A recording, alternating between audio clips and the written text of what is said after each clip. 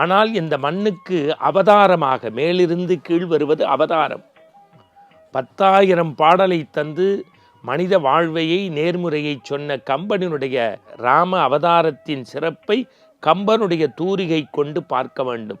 கம்பனில் மிளிரும் நட்சத்திரம், கம்பனுடைய பாத்திரம், கம்பனுடைய பாத்திர படைப்பு என்று பல வகையில் இவற்றை சொல்லலாம்.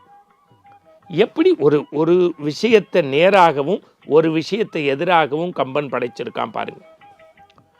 இவ்வண்ணம் நிகழ்ந்த வண்ணம் இனிந்த உலகுக்கெல்லாம் ஐவண்ணத்தி அரைக்கி போரில் மலை வண்ணத்து அண்ணலே உன் கைவண்ணம் கால்வண்ணம் இங்கு கண்டேன்னு நம்ம ராமன் பெருமையை பாடல்களில் பார்த்துருக்கோம். ஆனால் ஏன் இப்படியெல்லாம் ராமனை வர்ணிச்சான்னா, அந்த பாத்திர படைப்பில் ராமனுக்கு வைத்திருந்த காட்சி என்னன்னா, இந்த இரு பிறவிக்கு இரு மாதரை சிந்தையாலும் தொடேன். ஒரு பெண்ணை பார்த்துட்டா மனசால கூட நினைக்காதவன் தான் உண்மையான ஆண்மகன்.